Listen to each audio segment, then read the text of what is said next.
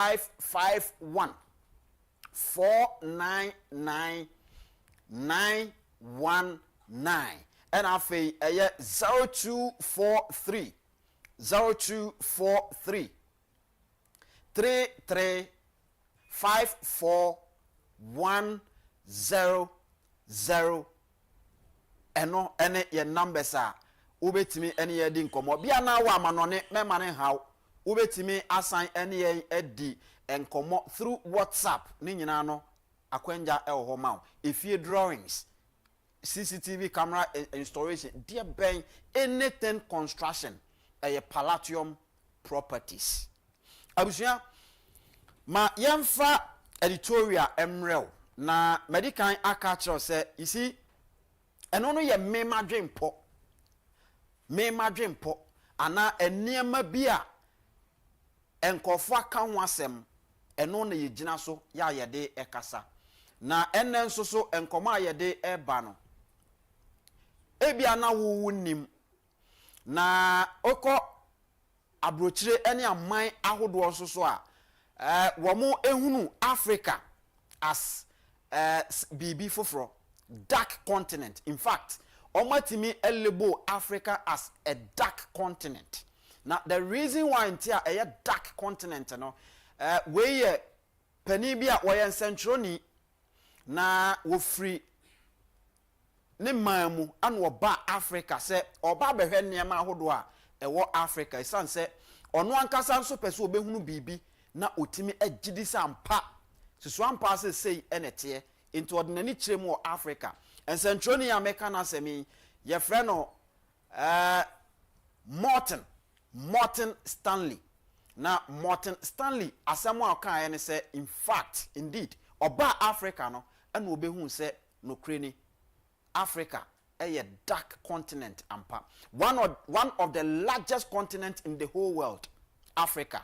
And in terms of population, so no Africa ewo mu bi pa. But se koba se yetimi eteme Africa as dark continent. Join me on Facebook and also say on your TV. Na fe yentimi enkan na yeni hu enkomo. Na ohe on your TV or say why Africa called the dark continent by a journalist Henry Morton Stanley. Na ni reason ni nyina no enya meme na meka nemum onwa e na church na semmo abusuan bo modern join me on Facebook maka cho say enne no on YouTube enya adwuma enti join me on Facebook okay YouTube enso so aba enti you can join me on YouTube and then on Facebook Net2 TV GH na fe yentimi ending komo so producers Madaroma ma yehu the reason why ntia Stanley e kan sa asem no na fe yentoa so na yenkwa yenim ho o say the term dark continent was used to describe Africa when it was relatively unexplored. Henry Morton Stanley saw Africa as a land of mystery with its diverse landscapes and cultures largely unknown to outsiders. The label has since been associated with the lack of knowledge and understanding about Africa's rich history and beauty. Enti ni tietie mo no asamo a oka nyina ne se the reason why ntia onya akukuduro ka se Africa a dark continent no the reason is that time a oba Africa no and oba behu se ohwe Africa yensase ne bobre ene se de tete asase ne su ene ne ban se de tete na wo hwe senia nsuo ya nyankopon de adom yen senia etie afa ye no achi no se ohwe obi ka se ye culture ya mamre senia etie na afa enu achi no wo san ehwe abakwasem senia etie wo Africa na yetimi abobo ni nyina de ahye ponase a ewiase a ame afana nyina wo mu ennim no eno ene ma ni nya akukuduru a otimi eka se Africa the dark continent. And you see say sasem way ye limit no na se decentralize no eba Ghana ye betimi aka se Ghana a dark country and I said dark nation, and the reason is simple. Ye wo amai awudo bebre e wo wiase nyina ebi te say China, Germany nom ene omai awodo a wo mo aka baby a omo ewo bia no omo exhibit the kind of culture wo mo ewo omo ntoto o mama mrase wo mo eye ho adwuma mo obia hu se sei ana ye wo bibia omo ewo ade biara omo adwen ene create ye bia no omo mawiase nyina ehu se yen ene ye saade we botaya ye de ye saade we ena mfasode a ewo saade we ho, and then the reason why ntia esese would this saade kode na chi no omo timi ema hu ni nyina. But over Africa now decentralized back Ghana, your story no a different. Your story no a totally different. And even me kankra na me sign e dia bafom aba bedru ye nyuma ahoduo mu. Ye wo nyuma ahoduo wa a chese automatically wani eboso ana woti nyuma ne nka woti mu se sa nyuma we de ye wo niam bebre sesa nka adwuma no etimi eye. Ye wo niam bebre a esesa nka adwuma no timi enya ho emfaso ebi te se net2 TV ye kan net2 TV na wotie ne ya o se ye kan net2 TV na o se beyond the limit, beyond the limit. So say you beyond the limit there, it tells you say ye wo eniam bebre. It means any kwan say in any case, in any situation, any kwan cross net2 TV etimi ye limited. No, it shouldn't happen, because utie onwan kasa na asemo a chese in any way and sese net2 TV as a station ye limited, not at all. Sa pepe na Ghana so etie enunti na onabo can do baby no ka say ohwe the arable lands. In fact, producers mama ye nwie ho no na de aka no beba enti monfa entosuma me enti on your TV no obehu o say Africa faces numerous challenges, including poverty, political instability, and conflicts. However, it is important to acknowledge the opportunities that exist in this vast continent. Africa countries possesses abundant natural resources ranging from arable land and minerals to oil and natural gas. With proper governance and sustainable practices, Africa can harness these resources for the benefit of its people. And the way a journalist and an organ or say Oba Africa no behu say Africa as a continent no ewo how bebre. Na ohawa wodo a owo no ebi say ohia ekom ene eku Africa for. Afi osanso hu say political instability chese ye ni asomdwe ewa amanyosem mu. Afi osanso hu say ade ba akupa nkese senka Africa timinya so mfaso oso hwe nsase. In fact ose arable land na afi wo hwe e form agudie ene empremprade a nyankopon ede adom Africa ya saa ne amani nyina no opa Ghana ha ebi ewa ha nanso so se wo hwe Africa ana ebibrem wo hwe ye kanko senia eko na odwene ho a onte ase no no ne dadwene nyina ne se one leadership enye papa afei they tosu mienu sa leadership nankasa so ayewo no they are not able to identify the kind of opportunities ewo Africa. In the case of Ghana, the same thing pepepe, because your leaders omo ebetimi ehunu the opportunities Emprempra dia Nyankopon dia magana no. Ye betimi enya wom. Emwa ebetimi dia boa Ghana fo ma. Ema ho kire ekwom kodi a eku Ghana fo no. Nke betimi afri ye so a. Omu betimi aye. Nka seso omu timi eye.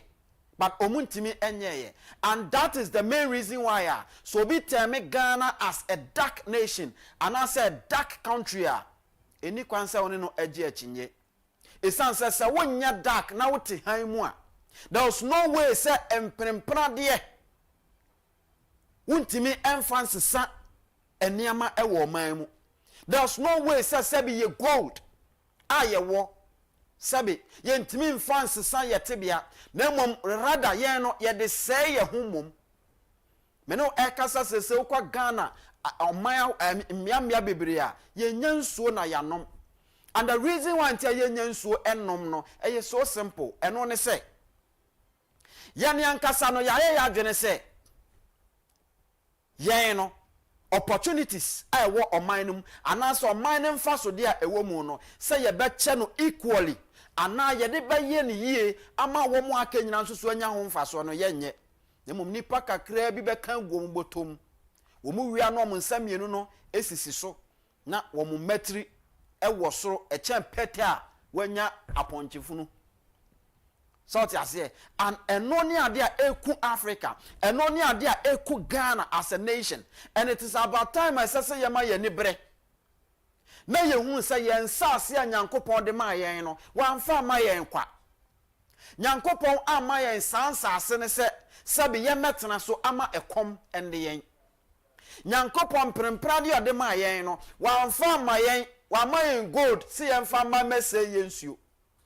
wa ma yen gold sasabe yen fa mekontokwa wa ma yen gold sasabe yen fa ma mese ye ho na nipa kakra bi ndidi wom ne mom omayen gold se yemfa enye ye hu yi afi dien ena esi dien ena esi ya enu nti ye ntimi yusu ne Nyankopon de amayen emfa nsesa yankasa ya brabo adenti na yete omam na efi ena adokoro yen wabra sabi enwura eya ade ankofo di generate electricity aden na yenko ade ye dem wa ha na ema ntontom ena ewe ekuyen aden na yenko ade yete omam na nsase ensuo eto year round na so debia na ekom ena de Ghana fo enyame ena meka na mom a colleague journalist Stanley Morton and Walker said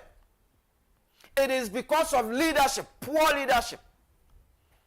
It is because akandifo awomudi animu no womani ehuna de akandifo awomudi animu no womani nyina katakata, and so they are not able to identify opportunities for their people.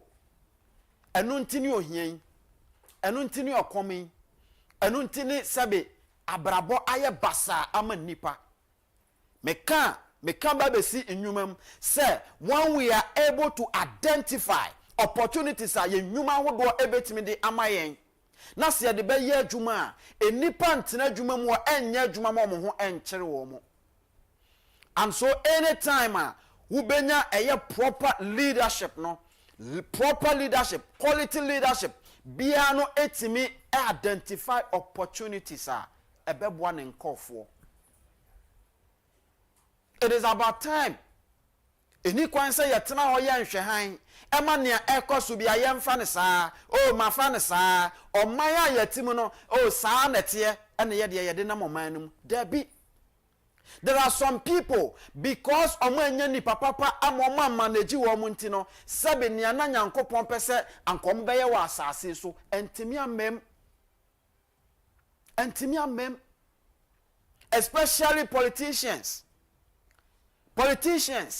anytime bia na mo ankasa mo build mo ho anytime bia na mo ankasa mo build mo campaign within a nipa a woni wo mo build wo campaign within a nipa ya woni wo mo eye adwuma no as politician as a leader as potential leader of a nation. One, you need to be able to identify a nipa wo mo ekuta sunsuma enipa wo mo nim dia ebetimi ama woni ama wo ye no bibia beko totin na se utimi identify such people are all that you need to do and say se utimi ehanese eniama pa ewo omumu no wo ye adwuma wura se wadwuma ye ni se wo do ani to from now wo adwuma ye fo obi o ho you could see say bibi papa wonimu use them na fase se adwuma no ema adwuma no mu ntre enya kese na afoforo nso so enya bi enye wo ye sofo wa sofo nketu edi wachi there are some of them you could see say sankofo we eye nipa bi a when you give them the opportunity to lead they are people who make me lead you into success. When you see them harness it, these are some of the opportunities. Harness them. For mu ye juma in the pe wo mu no fa na fa ye juma. That is the way to go. That is the way to go. Abushia, mame fa nsia nyame ya adoma chena. Ya san atoa so na fe yakọ yenim na menim se you see eya ne ye begina ne ye juma. Some people think say kasa na ye keka no asa ye tietia nkofo nan so aha ye tietia obi anan so aha program we so se wonye bema untimi mba so se wonye bema ye frewa obedwane we no eye simple obi anim se wonye bema ye frewa obedwane unni asem bi aka ye frewa omba eno eye so simple omo wa asem ka no omo ye mema no omo ye ready to lead no when you call them, they come here. It is ye can be na etwiwa bo pununum bo sini pen pununum na bra ne yentenase ne yenye bibia na bibia anya kama Ghana ye nyina ye dia esese ye hwe ne ye nyina ye nya so mfaso pepepe ebra so se mene Albert Asumani esinkonwa na ye de Ghana nkomo on sini pen ye de ebre wo so abusuya bomodin na afa etwen me up next Ghana nkomo ye ba sisi a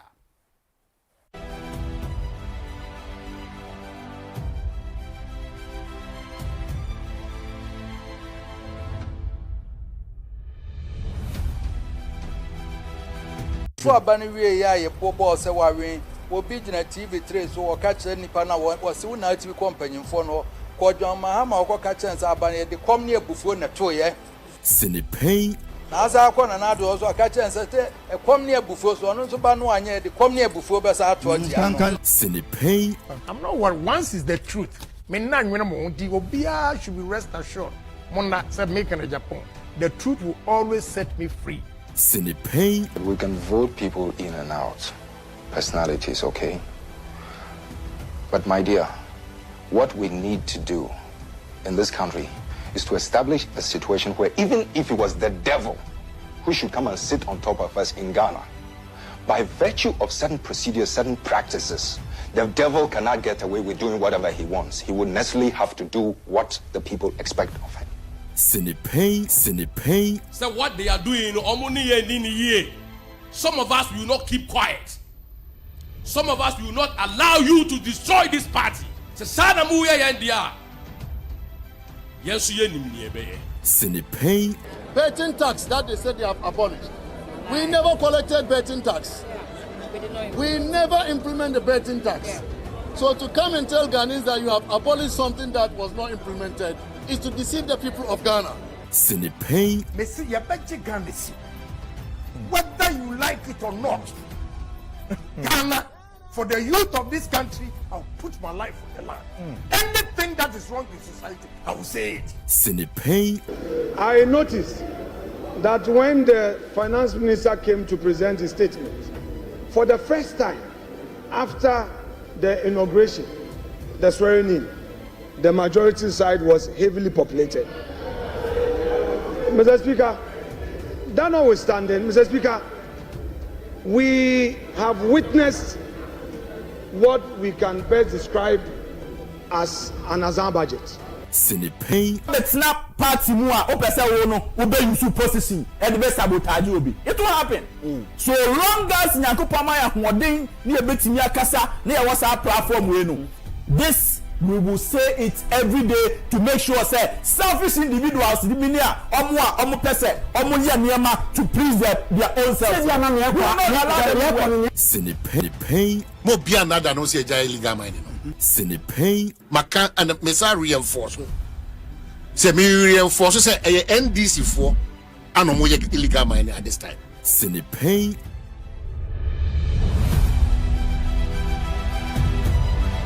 To abani we ya ye bobo se wawen obi gina TV3 so waka kire nipa na wo se una TV company mfo no ko John Mahama waka kire nsa abani de kom ne abufuo na to ye Pein.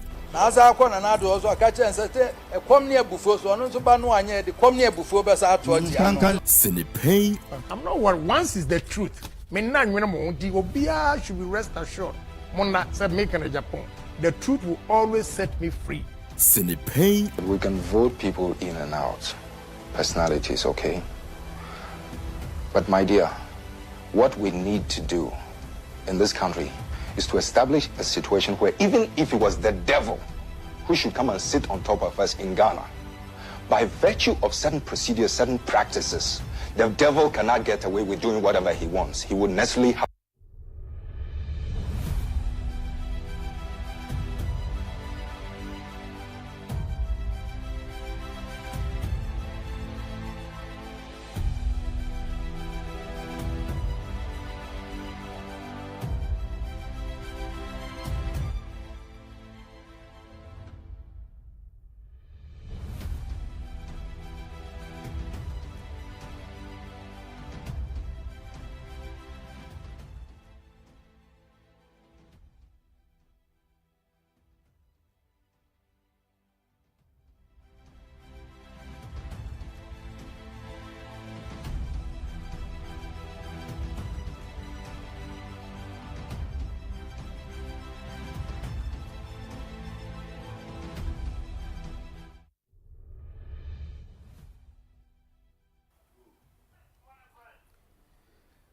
All right, so abusia yasan emo akwa ababium edeba sinopei dwumedie so ebra son se Albert Asumani adwan me na afi yede Ghana nkomo yede ebrewo eno ye nkomo ahodo ene na namfom nkomo ahodo a Ghana fo edie nkomo ahodo a Ghana fo ka ho nsem no no ne bre na aso a ye ba bedi ho nkomo ama bibia aye kama na maka tro se wonsusu betimi adjoin yen e Facebook ena afi YouTube na okoho a net2 TV GH me patcho fa comment bra na yenge brenkenkan ni nyina emfama wo afei ye WhatsApp number so e dey adwuma no 0240 550899 0240 550899 na afei yentimi enge brenkenkan ma wo kama na yento aso nko enim na enne nkoma ye die no ye nyina ye nim se encheye ana President John Dramani Mahama, His Excellency, ede ebetu edwa anase there was a communique from the presidency and a buy. Na a buy and a tentin ni tietie nyina ne se yera president receive enkrata mako petitions mako miensa. Ya ni nyina no ekre se Chief Justice ye mame Sofia Tokonu yemfa no ensinchen. Ya odesa krata no akoto ne Council of State anima womo edi ho enkomo na eno no ana ye kwa be Chief Justice wono so ne de aba betum enti ye behwe na afa ye di sa enkomo no akọ yanim na eno na chi no na nse ne nyina ye hu se ye maame Sarah Adwoasafo former MP ewo Dome Kwabenya abato mpeso aso wate asim ya wono nso so eka enema eha no ohawa ankofo bi di no FM amanyosem kwan so wate simu ana wo ka ho nsem na eba sa no ne yete se krata efi MPP amanyoko na so ye e de abase maame Sarah Adwoasafo mra no mehia ye disciplinary committee no na enra maame igbo anan ko ye a okoduru ho a no show na enyasem keto akra eno nso ye nkomo a ye babedi na se ebrebem enso so a former president Nana Addo Dankwa Akufo-Addo last week ɛna ohia ɛyɛ minority caucus no ɛwɔ kwawu na okohia omo wɔ hɔ no ana omo kodi enkomo ɔde nsɛm ahodo bebre atu dwa ya wɔ hyɛ wɔ mu nkura ne sɛ adwuma wɔ mo yɛ wɔ mmarahyɛ bedwefie no ɛso ani wɔ mo nkɔso nko na ɛno na chi no ana wɔsan so kan nsɛm bi asɛm ɔkan ne sɛ obi bɛtena ase no aka sɛ MPP as a party no ɛyɛ akamfo party and for that matter sɛ wonya kani na okuma party ne sɛ deɛn a yɛ ma odibire ɛwɔ party ne mu no wɔse 2024 MPP Emma yewura Dr. Mahmudu Bawumia opportunity Emma ne lady ye enti sa perception no over the bar every ho any ho biem eti wey any other enkomo ya tena se no ye ba bedi ama bibia timi akọ nanim Albert Asumani eye political czar or your former TESCON president ewo Cape Coast Polytechnic openi etesen Mr. Kumboko na so ai nyame adom men so me hoye pa ede nyame ase se enen so no wo de kedem no aba ya say wo de kedem no enra me swerve o swerve me ene na me de abehye eno ano no say that this week na 442 442 me formation no me yira house the same information I would ba no and then me bo 442 chira betime a different thing say obi oti hey no emi ni papa ene jesi ode ba adwuma no me hwa no se no yesi abo bi beka wa no ofu ntuma mu a sana mpa mini se last o share basa jesi di be brim ani so and no share Real Madrid the whole world be who ni support basa san support Real Madrid me who be da I just see ahene just adam ko da do no nyesa and o support basa o chere ba no support Real Madrid the same person. Oh no. There be ultimate nya hard supporter and say support. Oh betimi. How? Sa team we no there. So me no gba no why neutral. There be. But say ba ko bo won chan a o support supporter pa.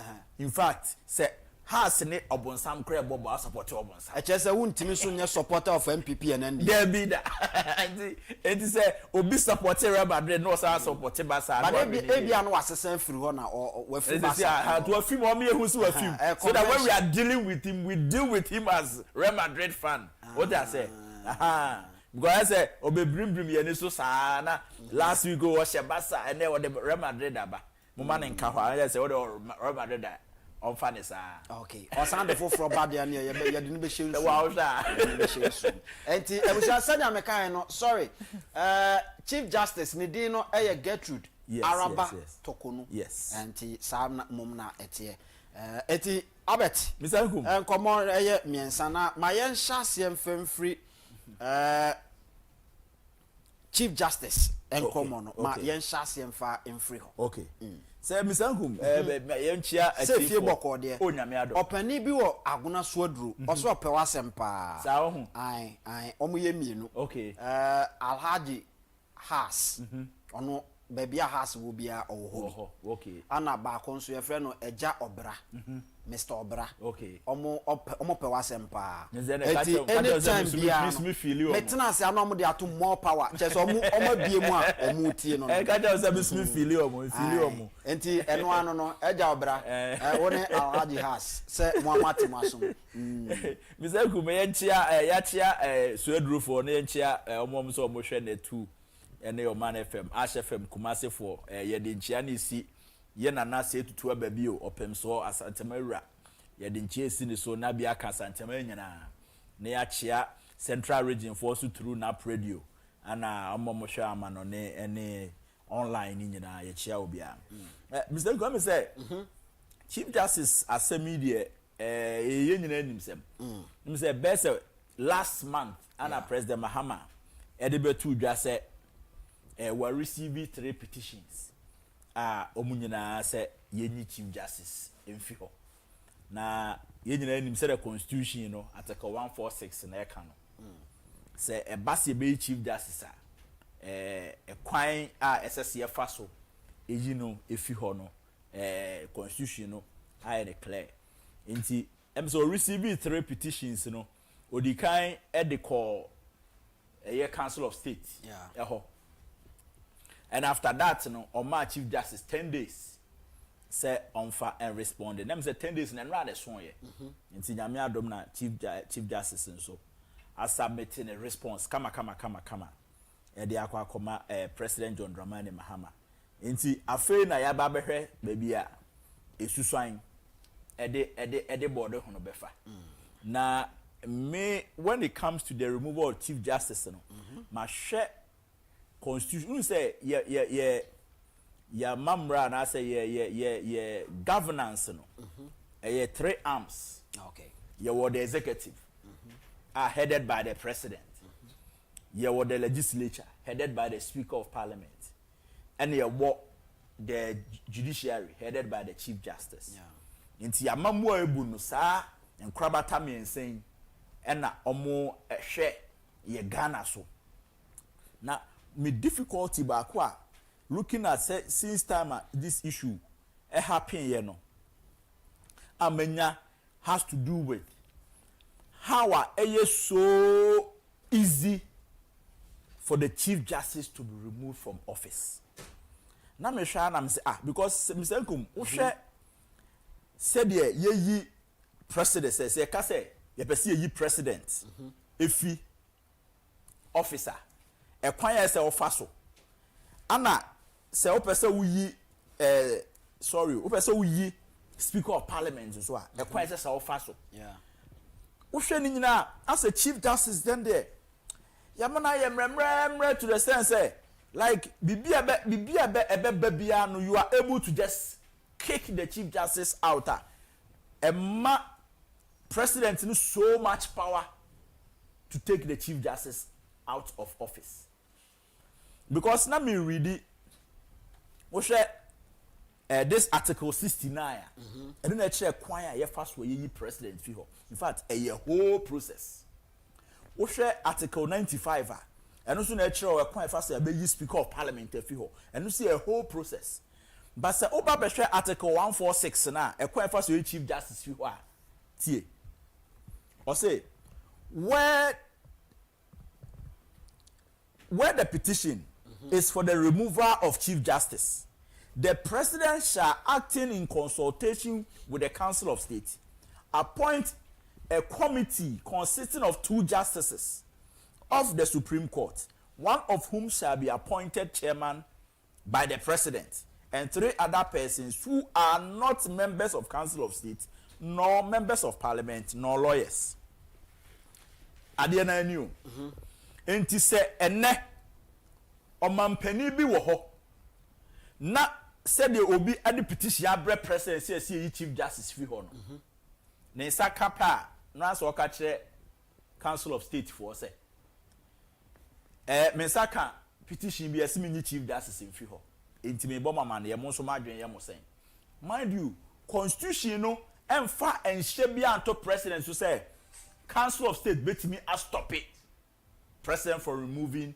Is it not because maybe we never thought say a bit me crampo aban say is the framers of the constitution say article 146 ni nyina no eka the removal of justices of the superior court into eka the removal of justices of the superior court and a chairman of the regional tribunal na eno your Supreme Court a judge for High Court a judge for regional tribunal including the chief justice under article 146 but ma menchiro senka petition here by senka ye di koyi even one of the Supreme Court justices anka ma menchiro procedure be fam or say a justice of the Superior Court of Judicature or chairman of tribunal may be removed from office in accordance with the procedure specified in this article if the president received a petition for the removal of justice of the Superior Court other than the chief justice or for the removal of chairman of the tribunal, he shall refer the petition to the chief justice, who shall determine whether there is a prima facie case. Enti se obi the petition whereby senka chief justice one edi yi no. Na nke se bia Supreme Court bi dem fra nyina. Anka president se or the petition come chief justice. Na chief justice nhwehwe sa asem na edi abanum se has there been any professional misconduct na?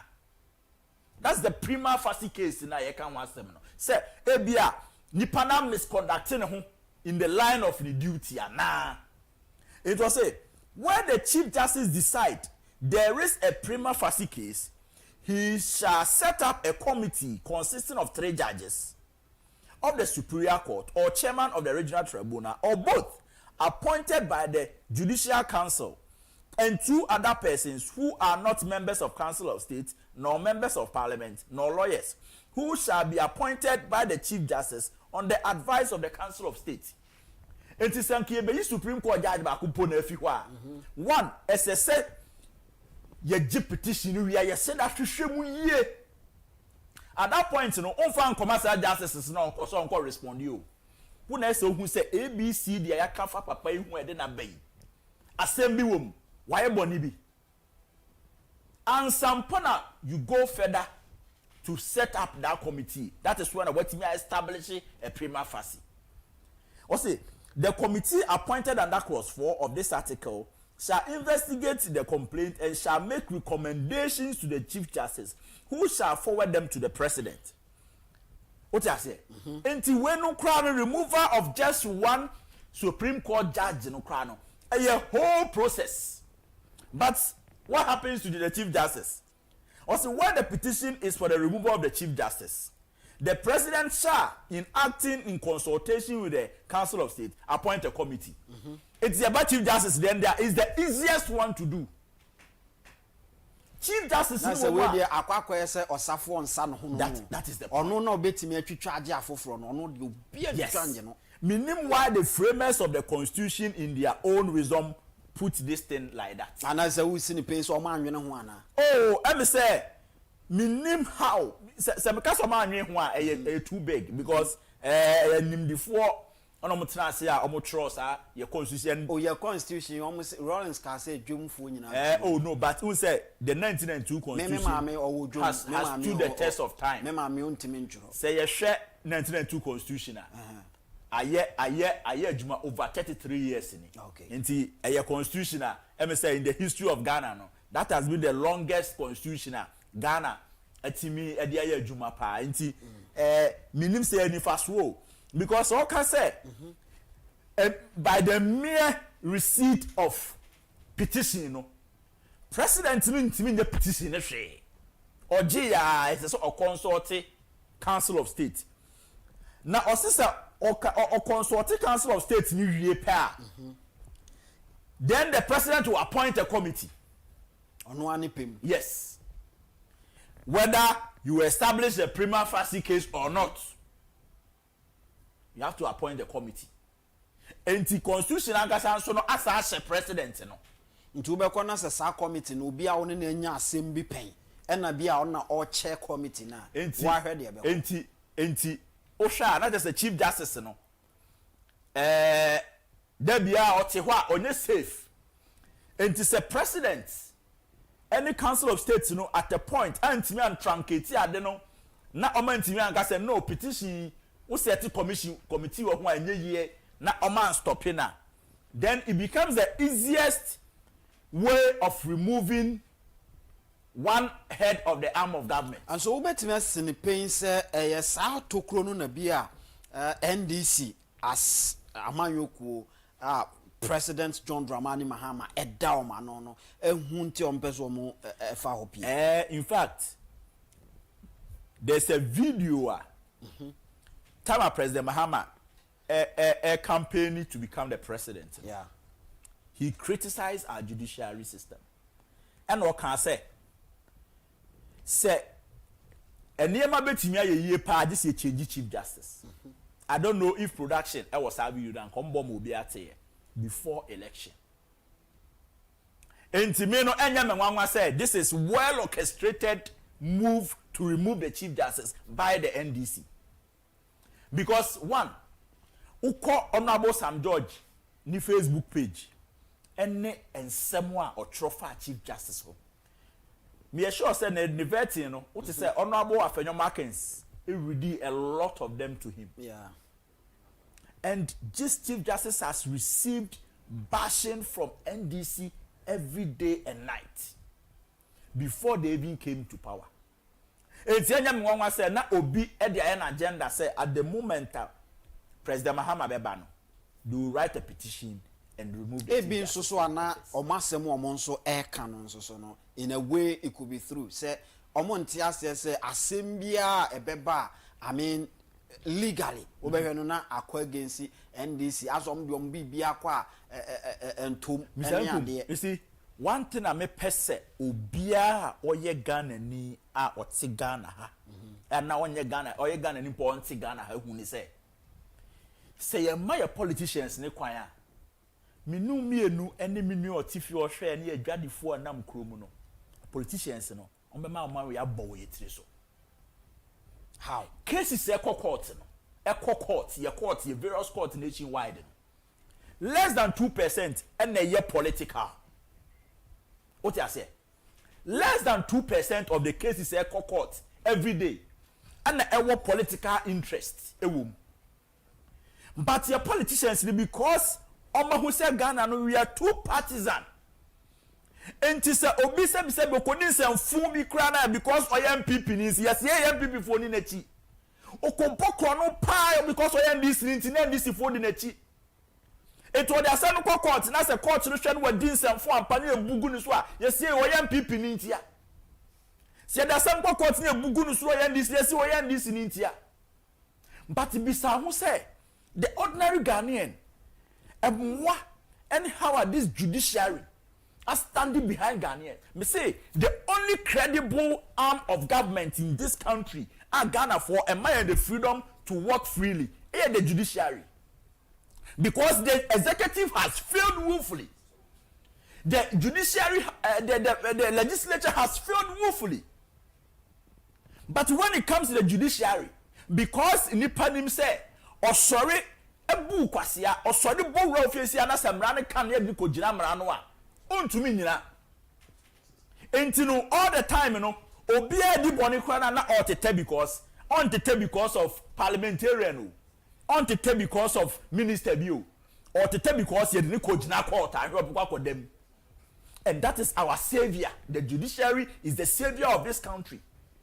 Enti my entire politicians nechi pam political garments and fan share ya judge for no na uko Supreme Court na judges enum ti ho a yes say NDC 3 MPP 2 that thing has to stop.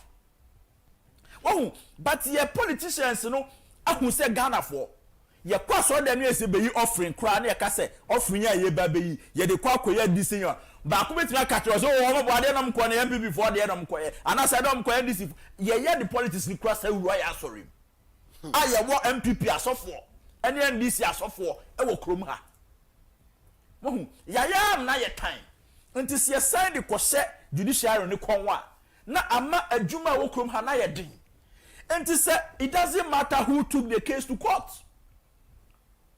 What matters is that what were your facts of your case? Once about the coin, no, na unyina so ne evidence anything. You don't just go to court because you are suspecting or like who suspicions be. What I say? Okay. We are not lawyer. GM catcher me say you can have dozens of suspicion, but it do not constitute evidence. And so court. As a son say, "Unajira bibi so den." And to say Chief Justice or Tiway and one time na oye Supreme Court judge. Exactly. Answer na amount for president. This is the third Chief Justice. Na now dan akufo-addo appointed. Odika appointed Yamame Sofoya Akufu. And obe appointed the immediate past Chief Justice what's his name? Obama or retire answer we buy and in something and in your boy answer na mami edru so when so be retire am another person aba are we all the time going to say judge we and never be Chief Justice or MPP ni? And don't you also think say look in as much as say ono ana ohwe emraso no say ono so ye bibi na anko ya eni kwan so say yetena se ka say oh we anhwa e beka say ye de be MPP and this system esese o mu face no. That is my point. You see Mr. Nkumu ni me position say and na say so no we say ne a ye friend say the women community no ekwanya womo afa so a womo use sa affirmative action support maame no against the president. I mean it's not you can't say because as akwa say womo person womo chese oyo ban me all me sabisha me here no there's no I'm not gender biased here because this is not the first female chief justice. Yeah, Mami Georgina Wood was the first female chief justice. What I say? Ansana so for akufo-addo answer weba. This is the third one. Enti enesa oyo oba enti ema ni bia baako. And Mr. Mishame ye no me pesa me ye ne oba ene bema because I believe say oyo oba na ye competent, are competent. Oyo bema na ye competent, are competent. Your member ni bi so atim say tibon koso pa. And your money being so almost one bompa. Enti arguments na ye no enye oba ni bema asem. I'm just looking at how ye allow your politicians to infiltrate your judiciary system no. Si ye jamu na so mo borure mu a krom ha ye ntimi ntina ha o.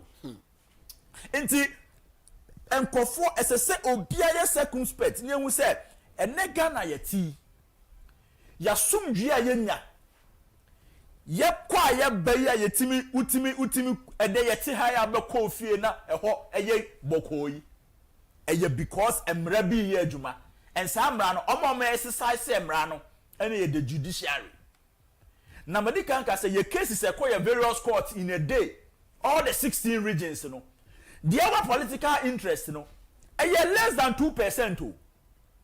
People are going to court and they are getting results and they are not reading politics into it. But your politicians na me who say assembly and this they be courts yes ni pa na otiso no say akufo-addo appointed and as ankoyi am mo pe then the court the opponent yes say your court na ten pe ye na ni ni ye say dampare MPP na appointed akufo dampare na say ya ade na say dampare anya ni ye pe ye we MPP ni. You see your system no say ekoso ni japo politicians no one thing everybody has to know is that the politician is always selfish. The politician will think about his or her interest first before any other thing. And to say who was presidential candidate in opposition na oppose chief justice ene na so many power na say nyanwa say petitions men sa cognitism na say you dey enforce our process we mu a you should know say interest be your baby. All right, so that is Albert Asmani and mene no AD enkomo na eusia ye be se na fe wa wo hwe yen ewo YouTube bia no ye be srew say I say there's a breakage kakrakra but network no na ye style bi nti wada roma nti mu amutie wo Ash FM na fe Nap radio no say we no benya nsunsun aso kakra ewo mo so madaroma momfa nche nye bo apayo yenim say going forward no eniama betoto na kwam ama bibia ayekama yedam ase papa so madika kan say osu betimi ede wo messages ahodo ede aba abetan komoyi echi na yesoso ya pebre na yakan ensoso ede ama so abet ma yemfa eno ento nchem ko sese no ye maame a respond yeah no so na say opese onya petition no copies of that petition no I think president gave her the petition okay before our man 10 days say unresponded into the response na akosese no ma yenhwe nia ebeba na fe ya san be me sure say by a free sabre ya copying back by Thursday there sure say na bibia ph na ye be san ba na ya san be di ho enkomo biem na ma yenhwe ye maame eye Sarah Adwoa Safo minu mienu nyina enim say maame ye ten nka na ache na after elections no said e be ya ye betimi assign arable the party no strongly ahead of 2028 intino said there should be abubian or can ye free and one also so tisi ma wa sha say or kasa in fact ye to abawe ye de o sha say kasa ye party general secretary ya chese na nkofo ye say o ma anya o madwuma ye he was in to defend himself and any other executives no na obi de e ka ne ha ne de a ose da bi obi anjai kasa eti ya maame nso anjai e no toko so kasa ya ne koba ne se yese party aton safre so nkohia disciplinary committee nya se ye kwotwena so eno no na enra ene da ye de man se onko okọ kodru party officer no show obi nim nyentia ekoba ne sa na party nso so response ayenya no so chese omo ekoko edika informe no se enra no emma so omo postpone ntia se boapayo no no nso so de kọ ho abet yen from the two sides from the perspective of party issues and afi ye maame enso so issues no wugina mfinfin o kan say Mr. Nkum, when it comes to Honorable Sarajo Asafo in sense me buy any acquire fast or chassis no kasana say ye nyina be fair to Honorable Ajo Asafo me sure say upe MPP ni pa ne party for sorry ne so a sebi Ajo Asafo pa fa ne ho ansie na nkone na mkruma anka edurume bi anka MPP for kura ni betimi ay ne bone. Oh how I'm telling you timer 11 sensem pie ye ne yesi Ajo Asafo emeto aba yesi wakote na America yesi so mma yesi Ajo Asafo demand we yesi Ajo Asafo yesi na nkofo bonitiri so na obe release tension kakra o TikTok na nkofo hu say ya no what TikTok no di asa na won MPP asem ana na akufo-addo nipa na kote na America na onyi odaso ye minister ana munyi na di ana munye ni sei boniti so ama obi ehun say Ajo Asafo ankasa ne nipa boni ni a on pese obeboa MPP party na so na ente sa na net na say empanifo na ka asem say ama man kama asem eya time na amanfo bo Ajo Asafo tiri so na amanfo kana asem na amanfo di na tam including senior officers of the New Patriotic Party. At that time, one who party ni bi original say, "Montwe ma Ajo Asafo mra ne ntie nanu masem." You crucify no in her absence. And because of enu ntie yenja mon kasa sa. Minkasi yenja mon kasa. But nipa na mka cho say, "Panifo na bu be say, ama man kama sem so no." Ya. Na ba bi akekere aboa no. Ehwa na eja no. Anya aboa bi na ba bi akekere. David wanya no ho anya yie because okwo kraman wo kumase na be ja ne nkran obeyira. Etu chin wo wote chin wo hode ya se okogya no kageti ya no nya ohun kwan ko ne fie wote ase wontimi nkwachi aboa ne mfi baabi na won se ngikire na nkogya ne baabi enti ekwan a omofa so edi Ajo Asafo atem to the sense a self-affecting the parliamentary fortunes kra ebo domi kwa benya we are sure say atem didie no mu deal. Yes. Was it not a constructive what is constructive? If you don't know my side of the story, why do you tell me say me a traitor? I just have no be enemy say what said no OD MPP for bone. What I say? That was the case. Say I just have to say oh makra na 11 no ba beto abani bi. What I say?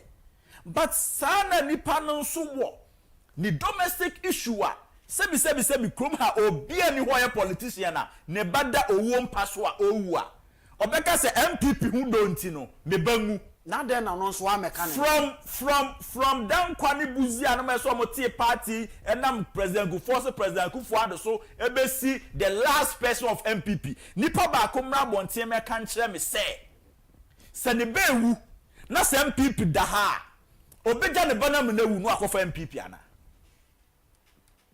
minu mienu ye nye sa decision no na mse na akufo-addo nye president akufo nye obi addo ne ba. That was the situation na Ajo Asafo na owom na den na wanka saying it was her private issue ana ono so say na him say a private issue a den and dey woka because na nipa ese efata se omasonte na Ajo Asafo am omasonte.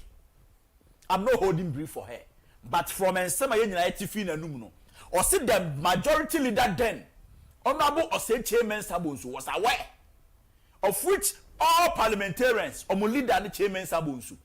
It is a MPB ni ehunu a esese utimi ehun ba bia sa nipa no or say she was in constant touch with honorable Chairman Sabonsu. and open up emma omu nyina hu de ntia ote America na o magana what I say ne ba ekọ ahohiahiam obatan owabadaye obetimi ado MPP sen kra ento se odo ne ba enne wani MP biam ya otifie yi ne ba no ewo ho ana sana ne ba no nso wo ho na obedi MP ana meka cho data na ne ba nyare wadi MP wadi deputy majority leader waye procurement minister waye gender minister na ne ba nyare and all the time ni ehu ono abo ajasa for parliament yehu won ministry yehu no ba bia domi kwa benya for will tell you how visible ajasa for was in the constituency.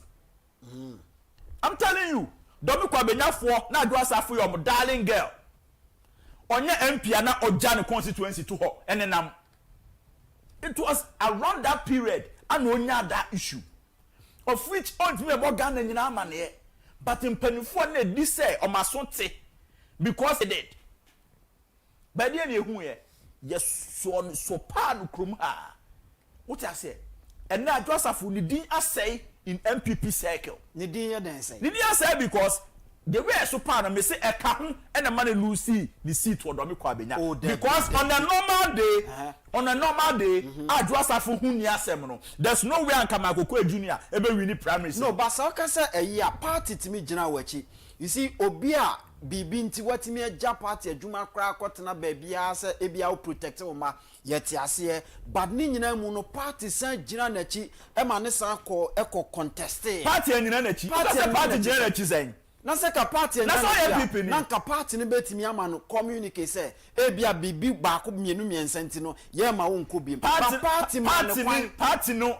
per party no constitution no adwasafo no onto mra bia betumi aka say o man contest bia no ba say won so wodwene ho a betumi ahunu say bia bibi nti e wo say bia for the sake of the party for the me say MPP constitution no couldn't have taken adwasafo of the contest because no onya boni bia say na adwasafo ato party ne mra ano mo hwehwe no mu me kasa wato mra ba na me susu se nka party ebetimi ne na atena se ne na kasa se bia se ni enti no menko bi ba party man ko there be party na party ni mo obi akwan MPP for ma obi akwan enti me nka se party ni gina na chi e ma ne ko contest here enti party ni so gina ma akoko achi there be party ni gave a level playing field edema obi a but because na Joasafo had been vilified na ni dia say wo constituency no munti no na ono ankasa dofo abe na tamfo on say nye constituency for no momu ana no mo mpese on beto debi me say on a normal day you say there woni Musa Dankwa na epe wakoye akwa kohunu na say Joasafo akohunu say no ma me influence wo do me kwa benya ona bo Joasafo me influence do me kwa benya me say on a normal day all things being equal there's no way Akufo Junior ko be biti Adwasafo Akufo Junior obia wakwakọ chese look at the level aban eja ne man ba bedu ye ambassador me say ono kwa candidate aka ho na MPP Lucy do me ko benya but that's another topic for another day ono ka ho ana Lucy do me ko benya seat no but that's another topic for another day and then on can a discussion but what I'm saying is that because Adwasafo didn't say you know affecting in the primaries. What I say, Omo ni do me kwabenya constituency ni mu crowded. The people were jubilating when they heard Adwasafo Lucy primaries. People were jubilating. Omo anomu ni akrampo. MPP for say other regions. Eti say Adwasafo Lucy primaries impo. People were jubilating because they didn't hear na ya say ni din. She was even crucified before ebeti ono ankasa no mu asem. Ene when opportunity no na so o ka kire Ghana for de ntia me course so be ne o ha we mu ene ekwan a amanfo fa so ti o mani yire aye se me hawa na me wo mu nyina no o mu ntie but they will still crucify me opportunity ne se wo kasa na wo tietia nkofo from so nan na nkofo tietia Adwasafo de nka na o tietia ba na sa nkasa be se bi why cripple Adwasafo na o tietia so okrum ha no atietia ye ne na so kwa ya bobbo na yam nyina o ti ase but no on kasaye enti no bia bunukum fo ene obekasa ye no last me ho no bi frame say in fact adwa mekasa nkenye kra because the way na adwa ho tan bi hye na koma mu no ba oti na nu masem no oti radio hu na osu o say oba time bia ni ho asase we so obetu ni nsu na gu akofa haban abeshem. So must that always be the case? Yes, that has to be always be the case if life is involved. What is politics? Why not be kokum ne ba for MPP? What is politics? If life is involved, you must always save the life before Nana Akufo-Addo ankasa COVID time catch say we know how to bring the economy back, but we don't know how to bring lives back. So they will rather destroy the economy to save lives. Then later they will come and revive. If MPP has to collapse for people's lives to be saved, let's collapse the party and save people's lives. And those people will come back and revive the party. Nobody has to sacrifice anybody's life and for MPP. What can be on a party say baby drone de eye home ye aban kwotwe de etwere. Na still na wo kasa. And a party for etwere say there be and someone that can now go to our kasa. Se obi twasa no ma adwo asafo fa so bia na general secretary. Oh how general secretary. Ye to abawie ye. Party officer odi kan ba bonten be kasa e ma kasa hunhum e wo Ghana te gare nom ne antoa nom ne hunhum sem kra ka ho na MPP Lucy election wante general secretary kan hunhum sem wante say Okasa MPP is defeating spiritual and some general secretary can go ha no at that time obi antimi anka nche so ndo onya kasa na say no there he dare people say omo di agoba bobo wonkofo di and no was in favor of the party Okasa obebo nkofo di wa mo obi adin yes because at so eche say owo the party yes aboa owo aboa owo ode ahomtie na eka ene say wo twam sesi a na se wantia ne so ana wanya wadwe so ode aba abebo no a onka wo da General Secretary Abrana Okasa Kasa Adwasafo ni abubo ni ti popopopo nto de ahomte na ba abonte na Okasa. Mr. Adwasafo the way ya sopa ni krom ha no. Ono kwa onya opportunity na wankasa anko wano ankasa a great service to herself. It was a good thing to come and say whatever ewo ho. Na mpanimfo a mo pese mo use Adwasafo as sacrificial lamb. Na mo de katakata om ne ma so no ene ye bie so. What I say? Disciplinary committee a onkoronko kana sem ho.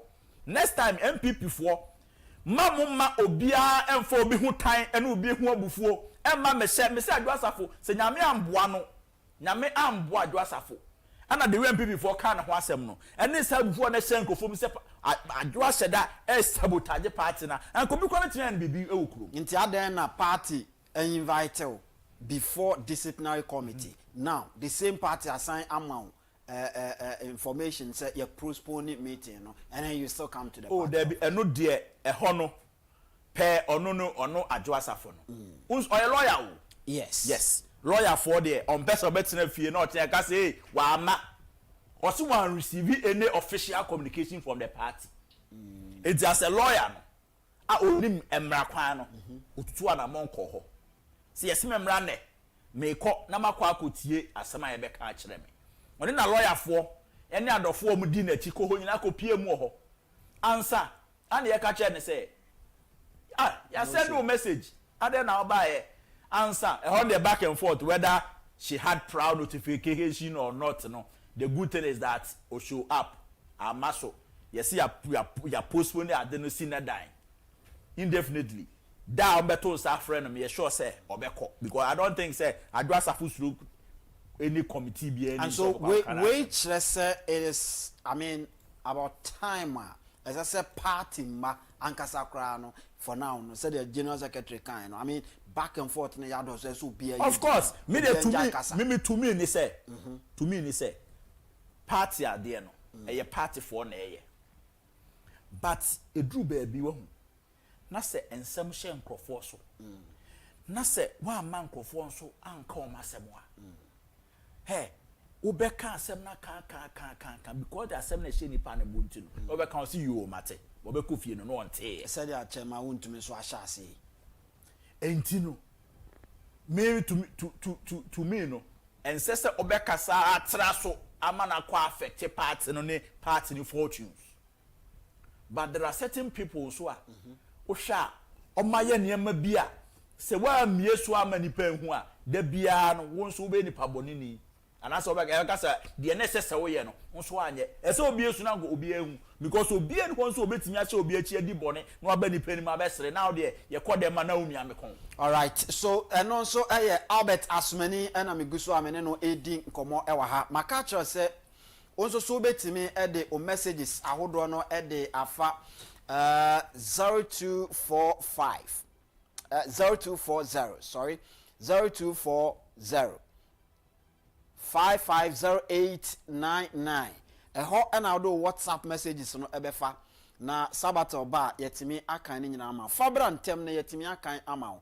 afei oko YouTube any Facebook nso so a net2 TV GH fa messages no fa ho yebekan eho nso so de ama abusua ma yenko Palladium Properties na yenko ton sase Palladium Properties me no ekasa sesei woni e wa ma no ne woni a ewo Ghana chichi ne bencheye woni ye adwuma woni asika kakra wo munsem nyina no eho na ye nyina ye de ani ekira ye koton sase esanse womon sase ne ye nsase a manso bia eni ho womon sase nso so ba bia deda no edida yie me no ekasa sese uko Shy Hills na ohwe ba bia Palladium Properties ensase ewa otimu se ampa we eye eku a adwumaku a nani abre ya opese omanfo nya baabi pa etena me pa che se uko dodowa water works a eho ye won sase ewo ho ena afi yesan wo bi ododowa odum ase yesan so ewo bibi ensase awodo bebre ewo ebri pokrom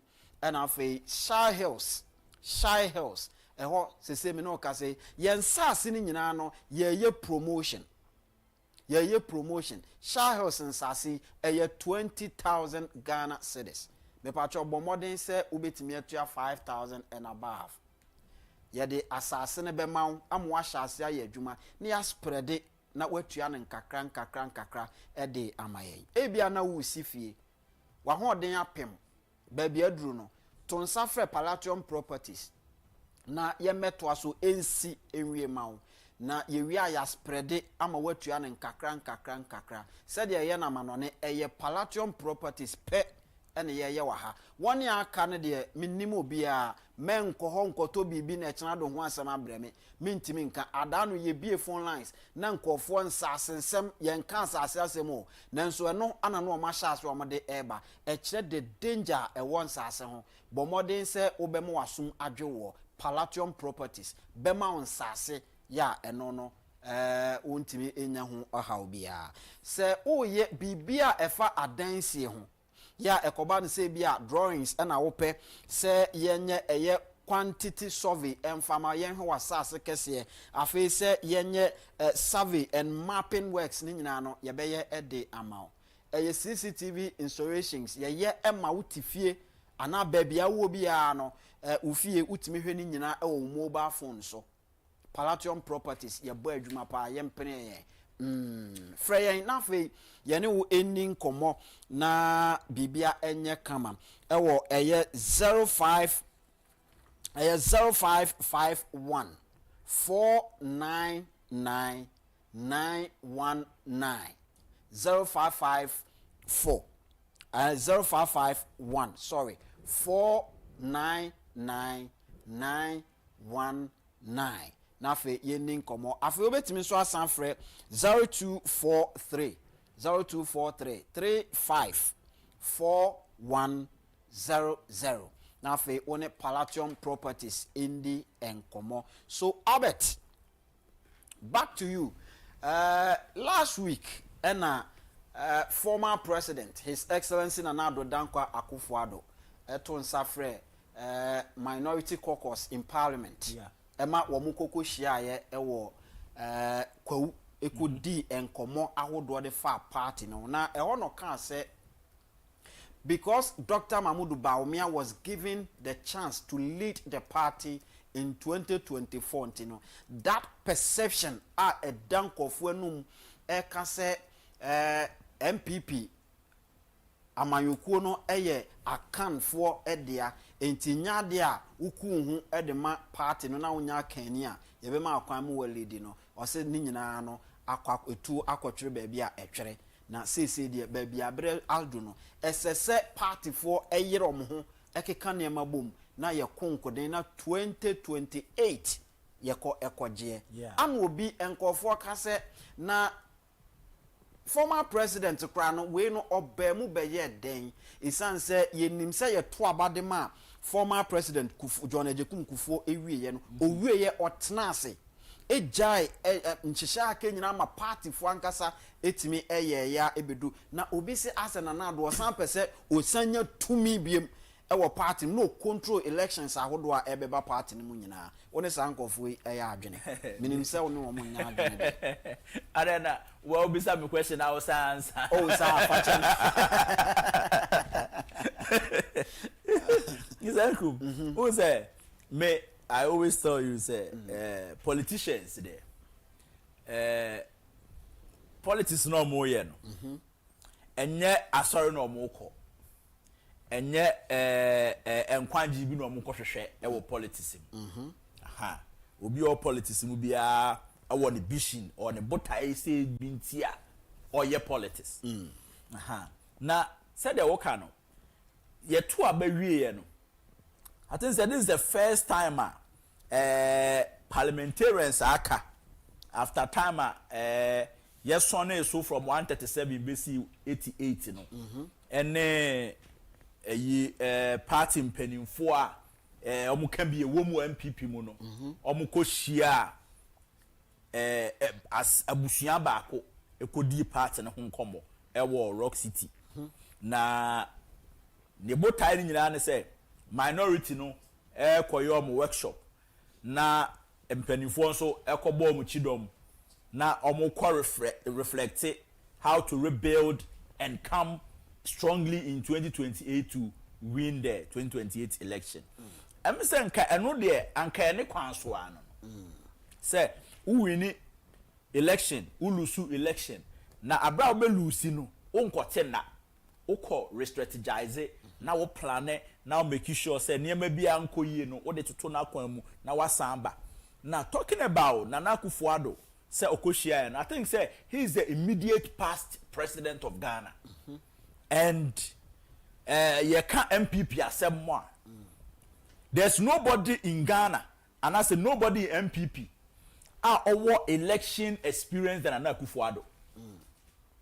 There's nobody in MPP. Even in Ghana, our election experience in terms of more than President Akufo. Because Nana Akufo-Addo contested 2008. Or contested 2012, 16, 2016, 2020, 4 elections. What I say? President Akufo contested 96. Fortunately for him, no winning 2000 and no contested 2004 no year. Nana Akufo-Addo called 4 elections as presidential candidate on Dr. Mahmoud Bawumia. That is why Akufo believes and gets a certificate, you know, he retire.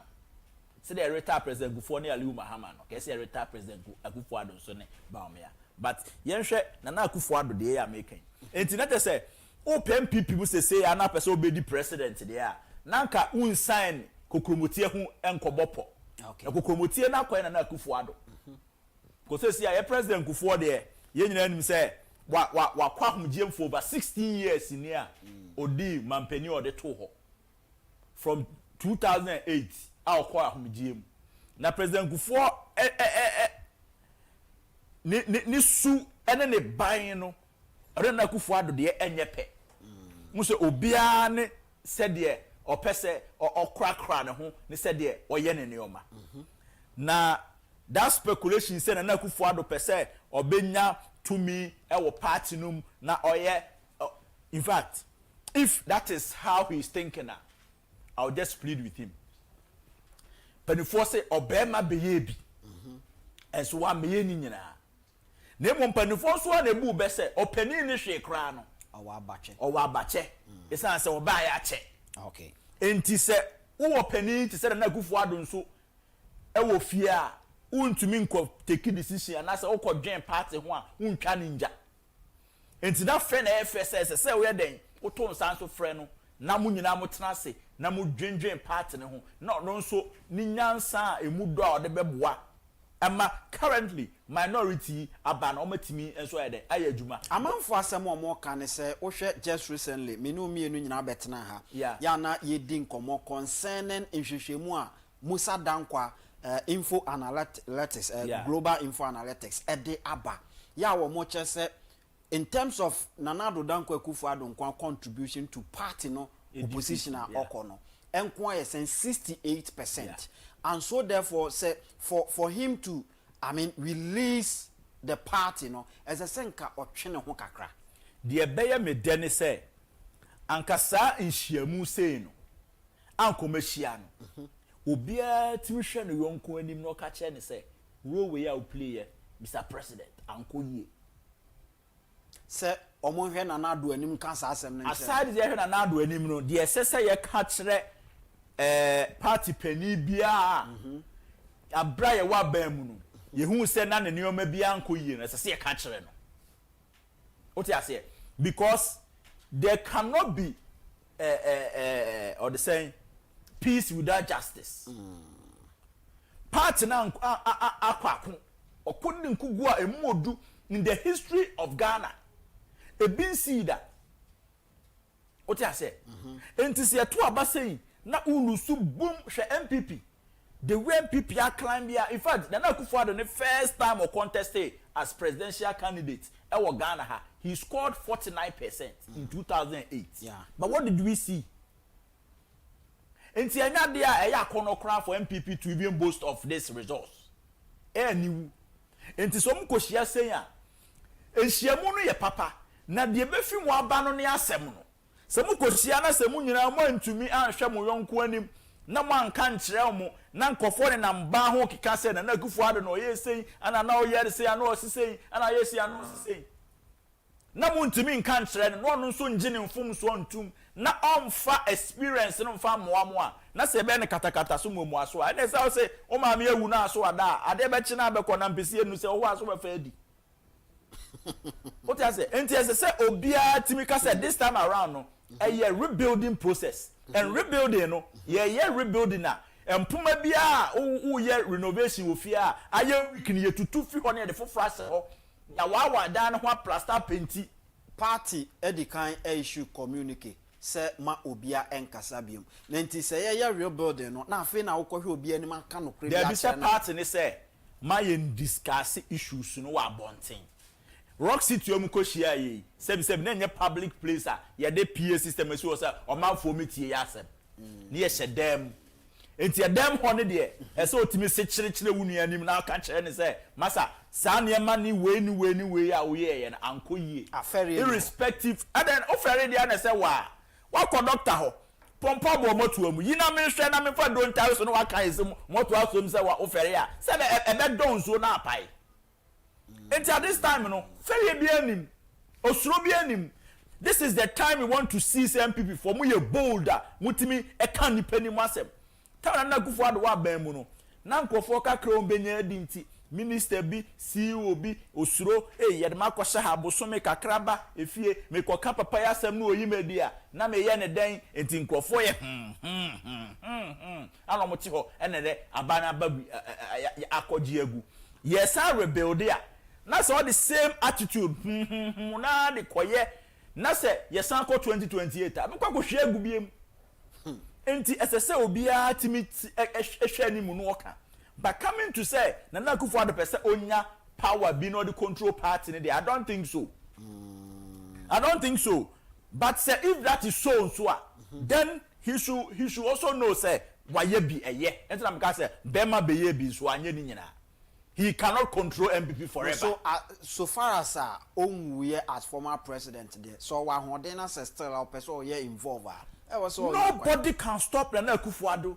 Nobody can stop President Kufuor. Nobody can stop any elderly man in MPP say on fan a ho den anani nyansa M1 party no.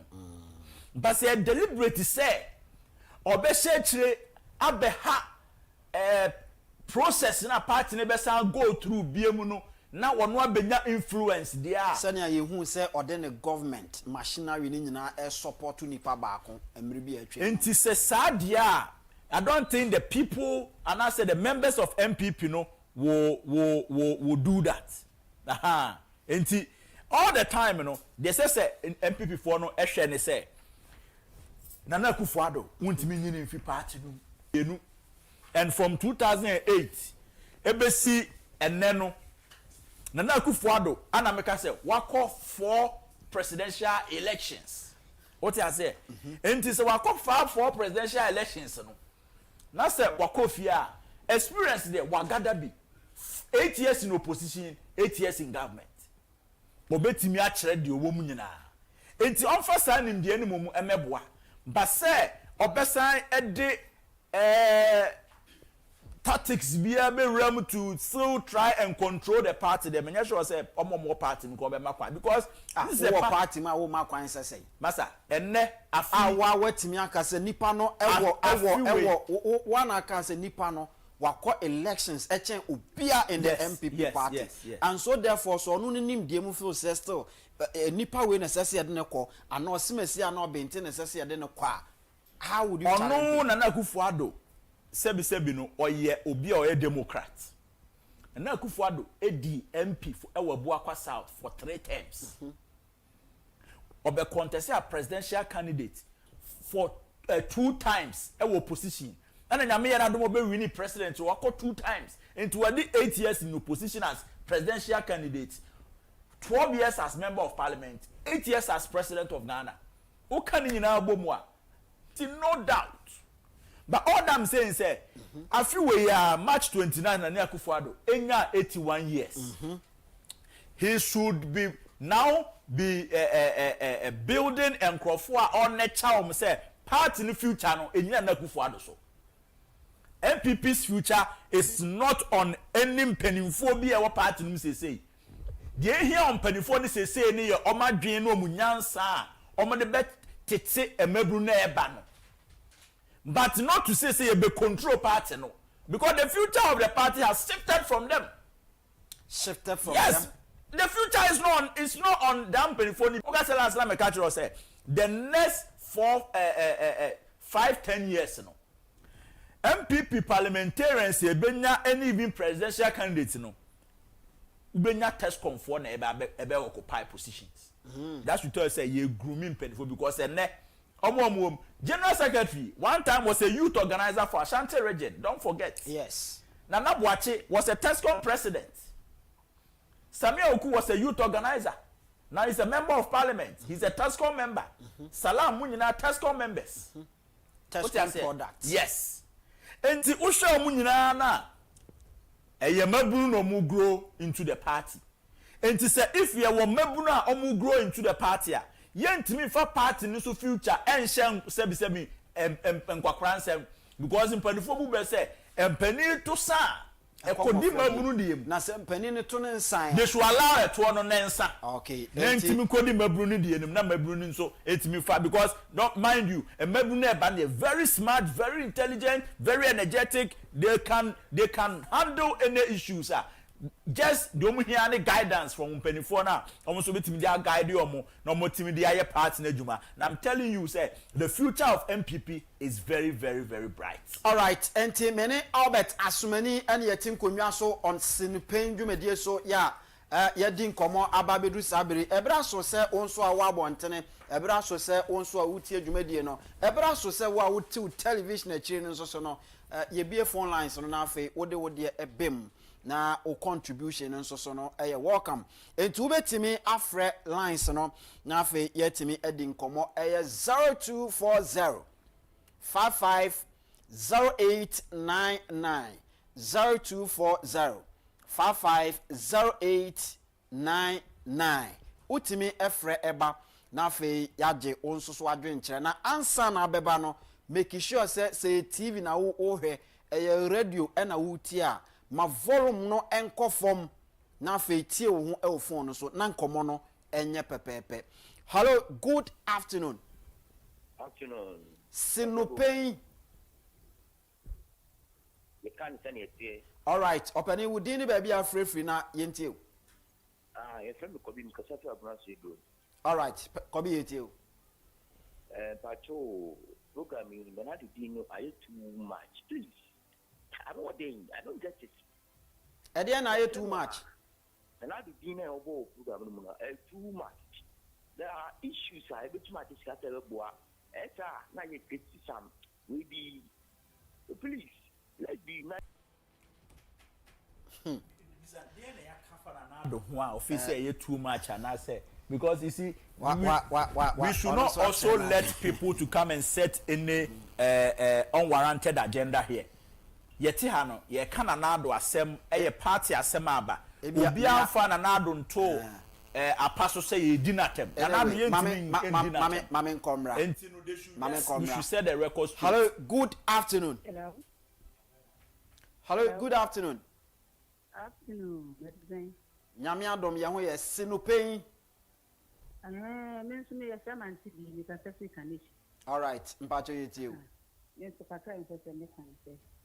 Yeah, we are now showing them when they can a year, but they do a whole more, many other will fit here bonty. And I answer a tear twin.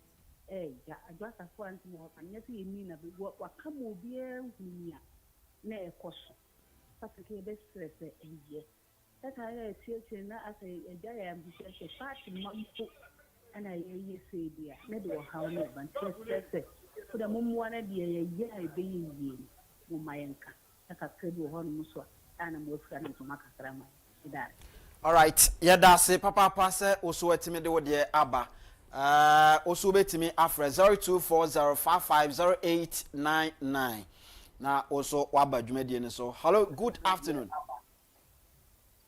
Hello, good afternoon. Okay, hello, good afternoon. All right, eti ono antimi enyina so. Ma menko studio B Sabata also ho na ye said the okay. Hello, good afternoon. Good afternoon. Ya can said the we didn't baby are free na program in fact manage ho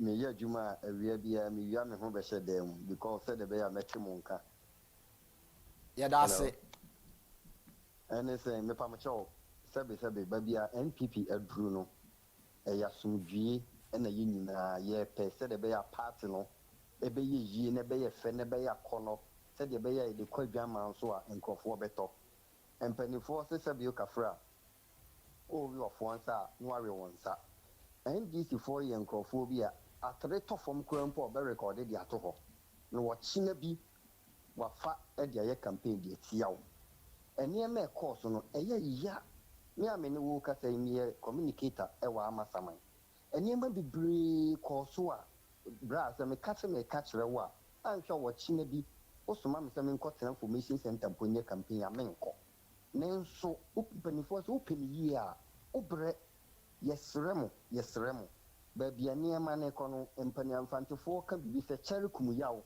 anema bi wo hono ma eche no na yawo no so ye den kofom nti yesremo so opportunity ni say ba na se yensu ye tie mu a yesremo momma yensu yakoma enko efom ma yen but se bibia na mo be kan se de tie a ni nyina no so na se ye ton ye ho e de ama ye ya anom ba dia eniema kono ebe kakra no yen within our party nim ene ye ko akopre position sebe seto benkum a NPP eto nifa a NPP enti mesremo na mo mayen mo so mo kam yen ya yetie mo ne down why ye pa mo chow.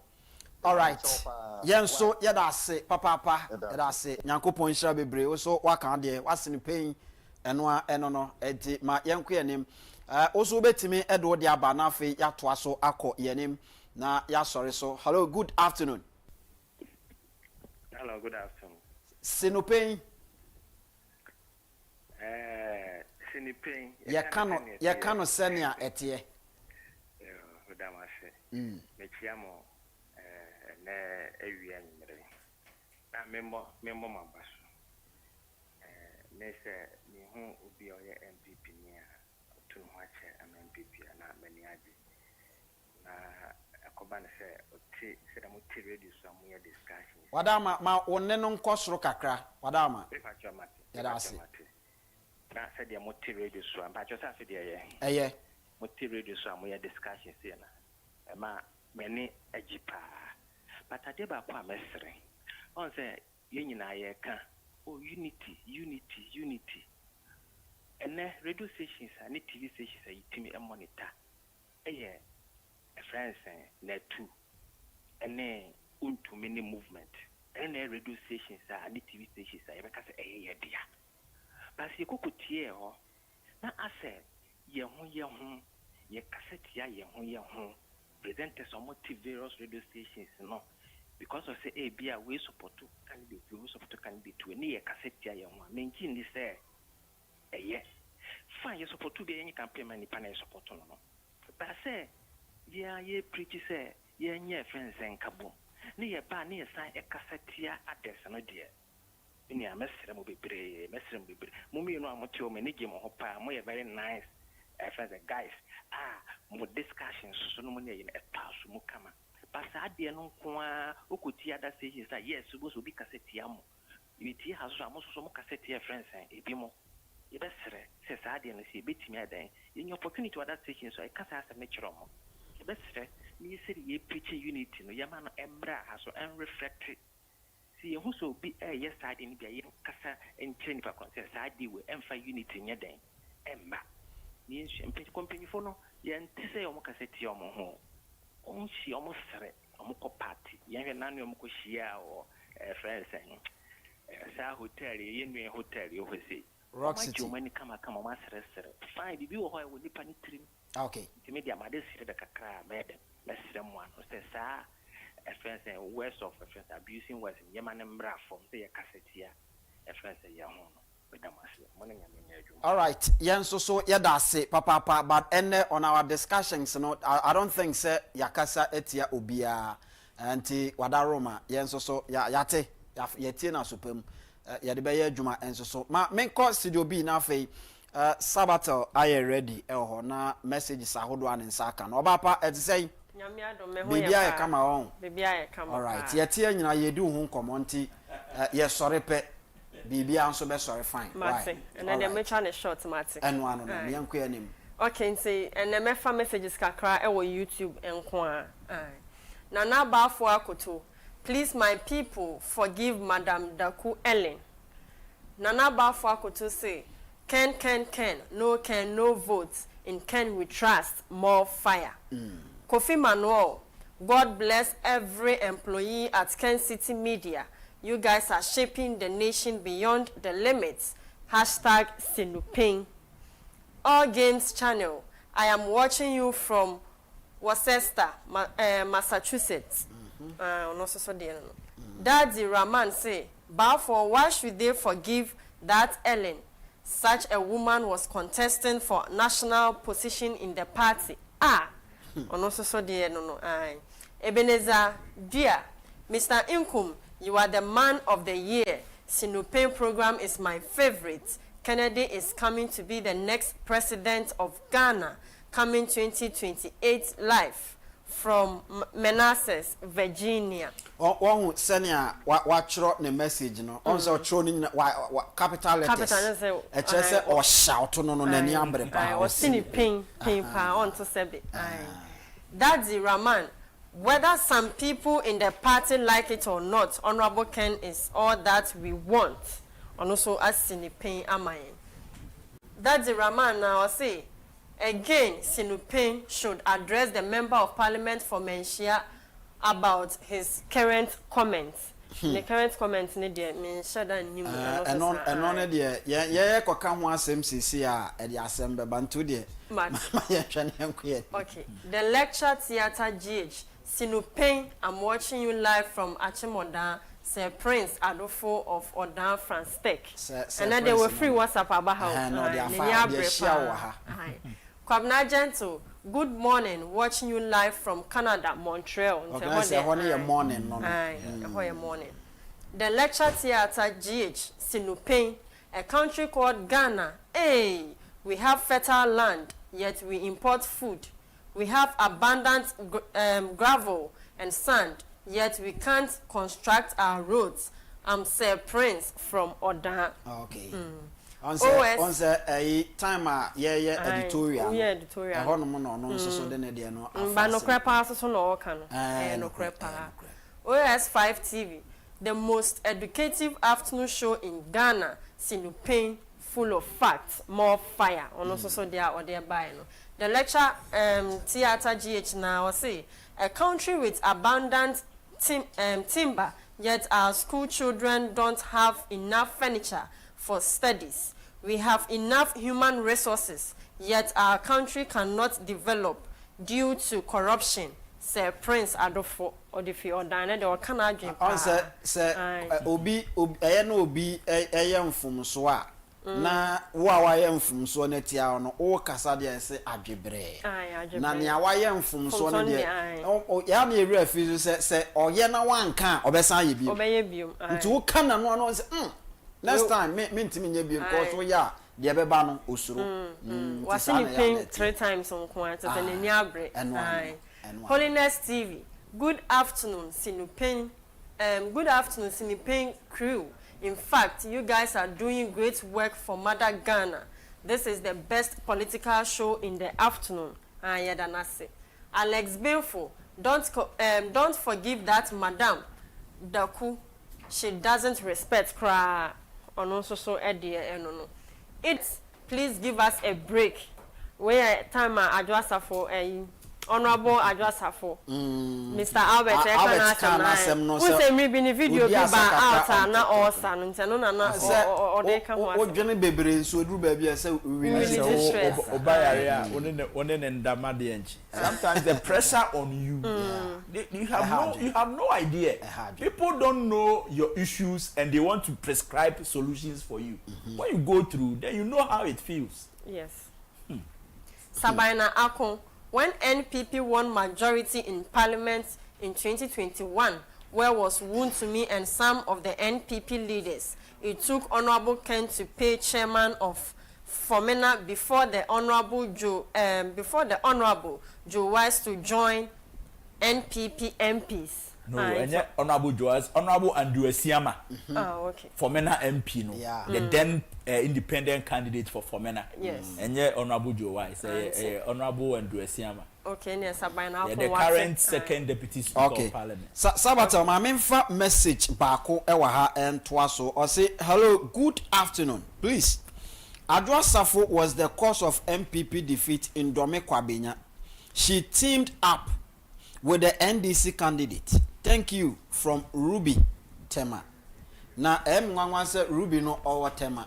But to me who see, sometimes you shouldn't allow these people. Didn't we see Honorable Adwa Safo in the possibility bus with Dr. Mahmoud Bamia? Exactly. Or the whole Ghana? How did she team up with NDC candidates?